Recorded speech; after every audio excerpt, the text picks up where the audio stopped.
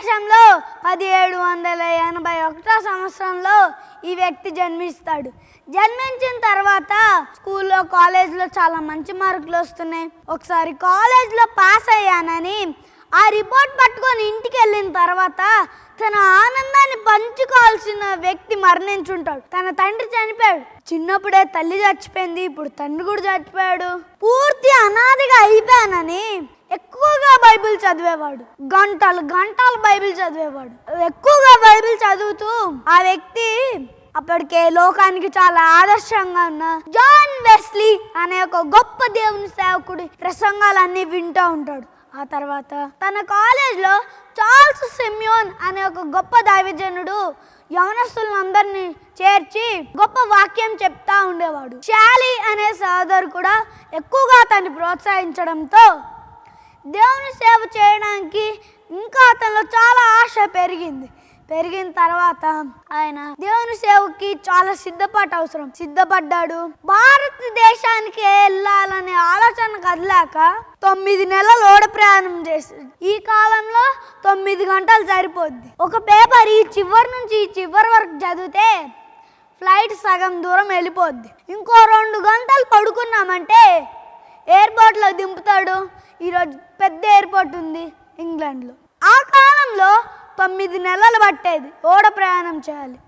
ఆ తర్వాత ఈ యవనస్తుడు ఏమన్నాడంటే, నేను అక్కడిగా సువార్త చెప్పేది, అక్కడ ఇలాగ చెప్తాను, కానీ ఆ సువార్త అనేది ఇప్పుడే ప్రారంభించాలని ఓడలోనే సువార్త చెప్పి ప్రతి హృదయాన్ని కదిలించాడు ఆ గొప్ప దేవుని సేవకుడు.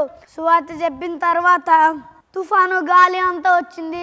ఆ తర్వాత ఒక అతను వచ్చి, ఇప్పుడు నువ్వు రిగ్రెట్ అవుతున్నావు కదా, దేవుని సేవకు అనవసరంగా వచ్చాను, దేవుని సేవకు అనవసరంగా వెళ్తున్నాను అంటే ఈ యవనస్తుడు ఇచ్చిన ఆన్సర్ ఏంటంటే, అయ్యా నేనేమాత్రం బాధపడట్లేదు, ఒకవేళ బ్రిటిష్ సామ్రాజ్యాన్ని అంతా నా చేతికి ఊరికనే రాసిచ్చినా ఇంత ఆనందం నాకు ఉండదేమో, యేసయ్య సేవ చేస్తానన్న ఆనందం నాలో చాలా ఉందన్నాడు ఆ గొప్ప దేవుని సేవకుడు.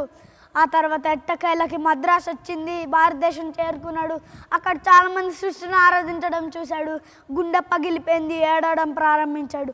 ఆత్మల పట్ల నా భారం 10 రెట్లు ఎక్కువైంది. అప్పటికే భారతదేశానికి చాలా స్ఫూర్తిదాయకంగా ఉన్న విలియం కేరీ అనే ఒక గొప్ప దేవుని సేవకుడిని కలుసుకున్నాడు. విలియం కేరీ గారితో చేతులు కలిపాడు. ఆ తర్వాత రోజుకి 18 గంటలు బైబిల్ తర్జుమా చేస్తూ రాత్రంతా సువార్త చెప్పి చాలా కష్టపడ్డాడు ఆ గొప్ప దేవుని సేవకుడు. హిందీ మరియు ఉర్దూ భాషల్లో బైబిల్ని ప్రింట్ చేశాడు మరియు అరబీ భాషలోనికి బైబిల్ తర్జుమా చేశాడు ఈ గొప్ప దేవుని సేవకుడు.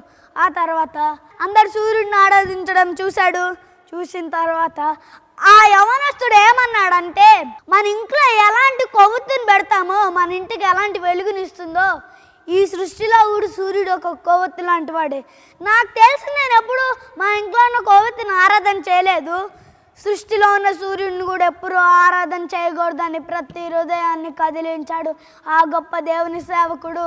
ఆ తర్వాత ఆయన మరణించిన తర్వాత అతని సమాధి మీద తూర్పు దేశాల్లో చాలా స్ఫూర్తిని పొందాడు అని ఉంటుంది. తూర్పు దేశాల్లో ఆయన పేరు ప్రతి చోట వినబడుతుంది.